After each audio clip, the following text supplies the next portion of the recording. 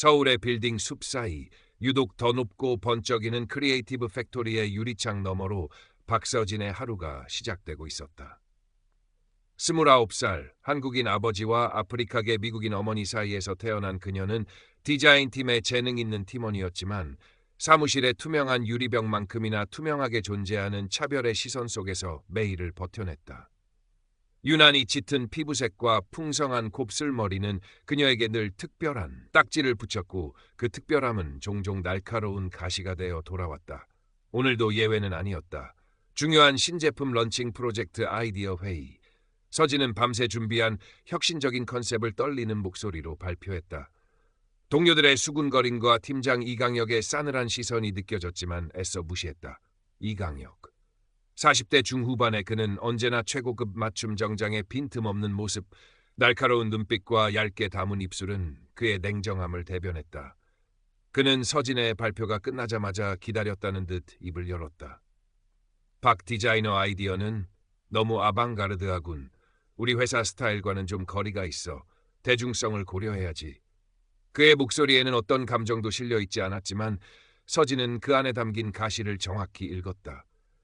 결국 채택된 것은 다른 팀원의 평범하고 안전한 아이디어였다. 회의가 끝나고 이강혁은 자리로 돌아가는 서진을 불러 세웠다. 박 디자이너, 잠깐. 그는 서진의 책상 앞까지 다가와 낮은 목소리로 하지만 주변 사람들이 들을 수 있을 만큼의 크기로 말했다. 너무 튀려고 하지 마. 여긴 한국이고 한국적인 정서라는 게 있어. 알잖아? 피부톤부터 좀 이질감이 느껴진다고 할까? 그의 입가에는 비웃음인지 동정인지 모를 미소가 걸려 있었다. 서진은 얼굴이 화끈거리는 것을 느꼈다. 반박하고 싶었지만 목구멍까지 차오른 말을 삼켰다. 또다시 익숙한 무력감이 온몸을 감쌌다. 그녀는 그저 고개를 숙이는 것 말고는 할 수 있는 일이 없었다. 퇴근길 터덜터덜 걷는 서진의 어깨를 누군가 툭 쳤다. 입사 동기이자 유일하게 마음을 터놓는 친구 김민준이었다. 30대 초반에 그는 쾌활하고 정의감 넘치는 성격으로 회사 내에서 서진의 든든한 지원군이었다. 서진 씨, 또 그 인간 때문에 그래? 민주는 서진의 표정만 보고도 모든 것을 알아챘다. 둘은 회사 근처 작은 카페로 향했다. 따뜻한 라떼를 사이에 두고 서진은 억눌렀던 감정을 조금씩 토해냈다. 그냥 너무 지긋지긋해. 내 아이디어가 부족했다면 괜찮아. 그런데 왜 항상 나한테만 저런 식으로 말하는 걸까? 어린 시절 초코파이, 깜둥이라 놀림받던 기억들이 파편처럼 떠올랐다. 그림을 그릴 때만큼은 자유로웠지만 세상은 늘 색안경을 끼고 그녀를 판단했다.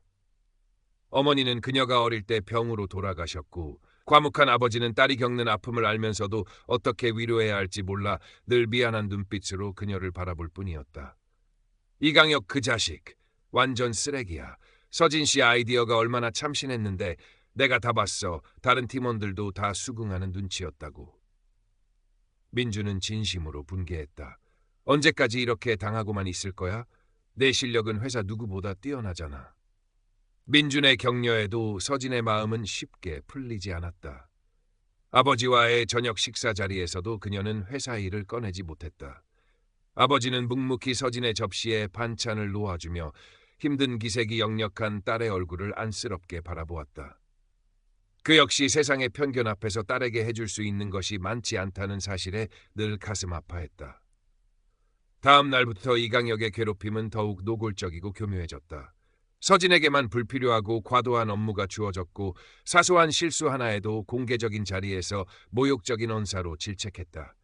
다른 팀원들은 이강혁의 눈치를 보며 서진을 슬금슬금 피하거나 심지어 그의 말에 동조하며 서진을 더욱 궁지로 몰아넣었다. 서진은 거대한 유리상자 안에 갇힌 듯한 답답함과 고립감을 느꼈다. 나는 틀리지 않았어. 다른 것뿐이야. 마음속으로 수없이 되뇌었지만 현실의 벽은 너무나 높고 견고했다. 그녀는 퇴근 후 텅 빈 작업실에 남아 밤늦도록 그림을 그렸다. 캔버스 위에서만큼은 그녀는 자유로웠다. 어떤 시선도 어떤 편견도 그녀를 구속할 수 없었다. 그러던 어느 날 회사 창립 기념 파티가 열렸다. 화려한 조명과 시끄러운 음악, 가식적인 웃음들이 넘실대는 공간이었다. 서진은 최대한 눈에 띄지 않으려 구석에 있었지만 술에 거나하게 취한 이강혁이 그녀를 발견하고 다가왔다. 그는 여러 사람이 보는 앞에서 서진의 팔을 잡아 끌며 소리쳤다.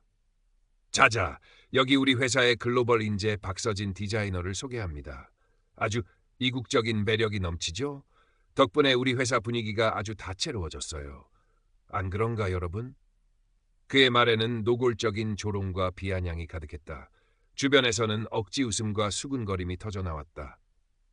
서진은 온몸에 피가 차갑게 식는 것을 느꼈다. 수치심과 분노가 뒤섞여 숨이 막혔다. 그녀는 이강혁의 손을 뿌리치고 파티장을 뛰쳐나왔다. 차가운 밤 공기가 눈물로 젖은 뺨을 때렸다. 더 이상 이렇게 살 수는 없었다. 무언가 해야 했다.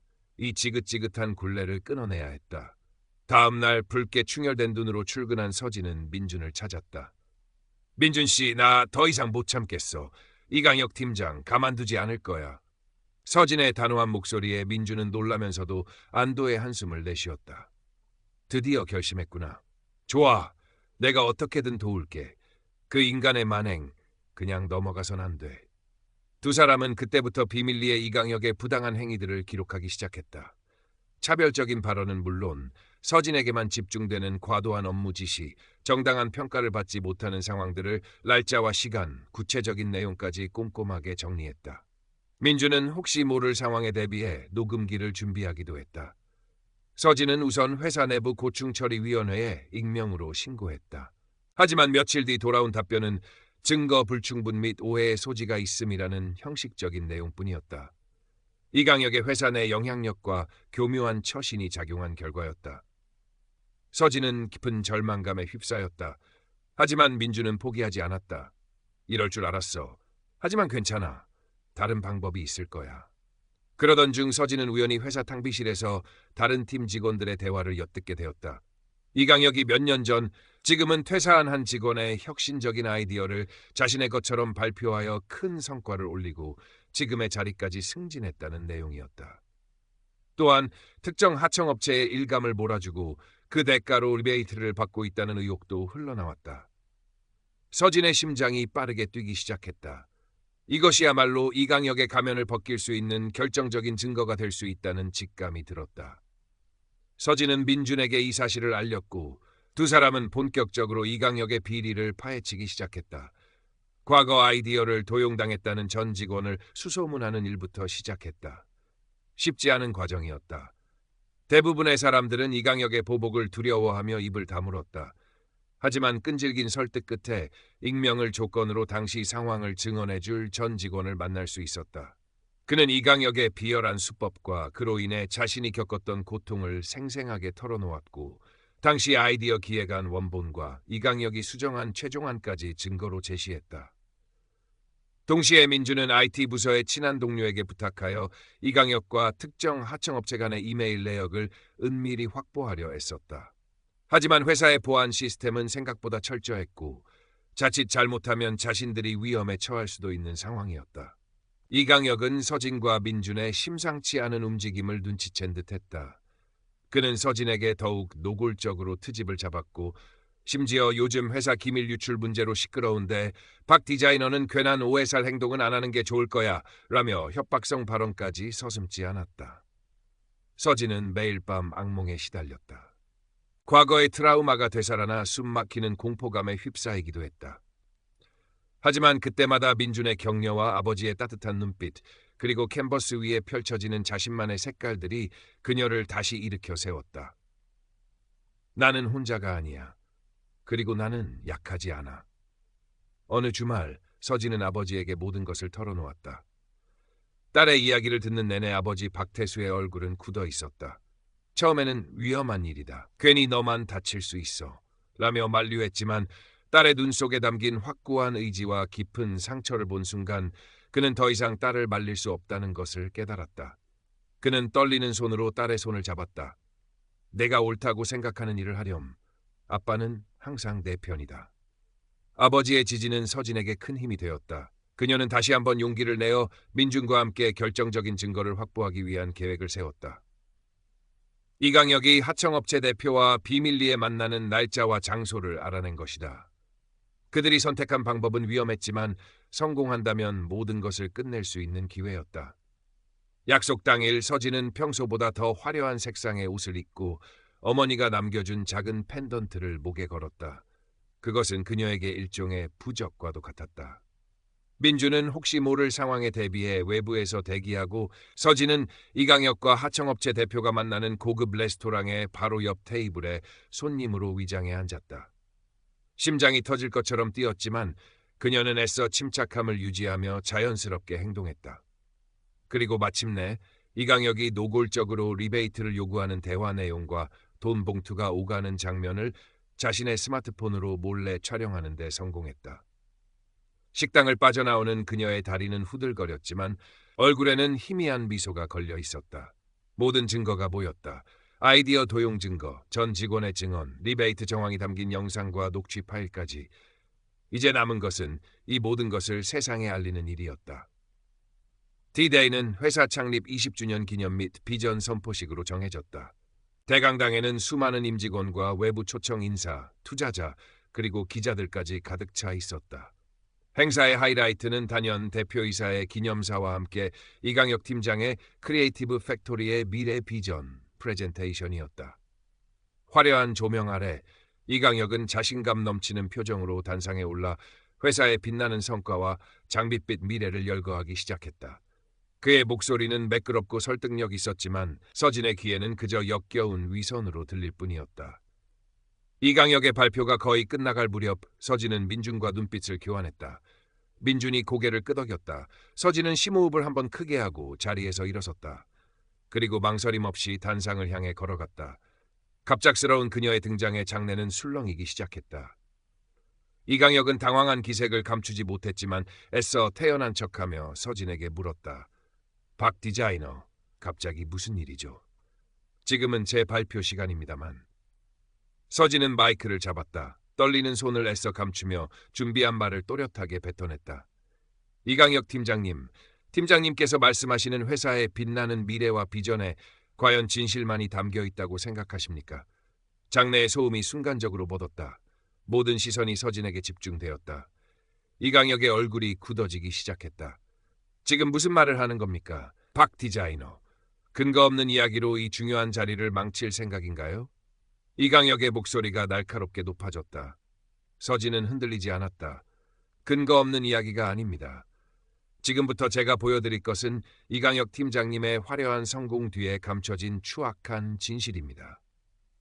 그녀는 민준에게 신호를 보냈고 민준은 준비한 USB를 대형 스크린에 연결했다. 스크린에는 이강혁의 아이디어 도용을 증명하는 문서들, 전 직원의 눈물 어린 증언 영상, 그리고 하청업체 대표와 리베이트를 논의하는 은밀한 대화 녹취록과 영상이 차례대로 재생되기 시작했다. 행사장은 그야말로 아수라장이 되었다. 곳곳에서 탄식과 경악의 목소리가 터져 나왔고 기자들의 카메라 플래시가 쉴 새 없이 터졌다.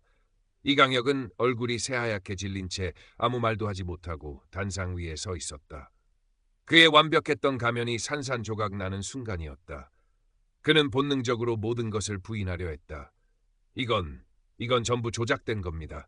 저 여자가 나를 음해하려고 꾸민 짓입니다. 당장 저 여자를 끌어내. 이강혁은 경비들을 향해 고함을 질렀다. 하지만 경비들이 움직이기도 전에 민준과 평소 서진의 편이었던 몇몇 동료들이 서진의 앞을 막아서며 그녀를 보호했다. 그리고 바로 그때 예상치 못한 인물이 단상으로 걸어 나왔다. 바로 이강혁의 오랜 비서였다. 그녀는 떨리는 목소리로 하지만 분명하게 이강혁의 추가적인 비리 사실과 증거 자료들을 폭로하기 시작했다. 그것은 결정타였다. 이강혁은 결국 모든 것을 잃었다. 그는 모든 직위에서 즉시 해임되었고 회사는 공식적으로 대국민 사과문을 발표하며 진상조사와 함께 재발 방지를 약속했다. 이강혁은 곧바로 경찰 조사에 들어갔고 그의 몰락은 언론을 통해 대대적으로 보도되었다. 크리에이티브 팩토리는 한동안 큰 혼란에 휩싸였지만 동시에 변화의 바람도 불기 시작했다. 서진은 그날 이후 회사에서 영웅이 되었다. 물론 모든 사람이 그녀를 지지한 것은 아니었지만 적어도 더 이상 그녀를 다른 존재로 취급하며 함부로 대하는 사람은 없었다. 그녀의 용기 있는 행동은 많은 사람들에게 깊은 인상을 남겼고 회사 내부에 잠재되어 있던 문제점들을 수면 위로 끌어올리는 계기가 되었다. 가장 큰 변화는 서진 자신에게 찾아왔다.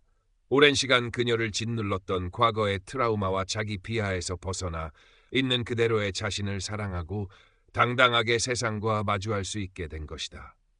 그녀의 얼굴에는 그늘 대신 자신감과 평온함이 자리 잡았다.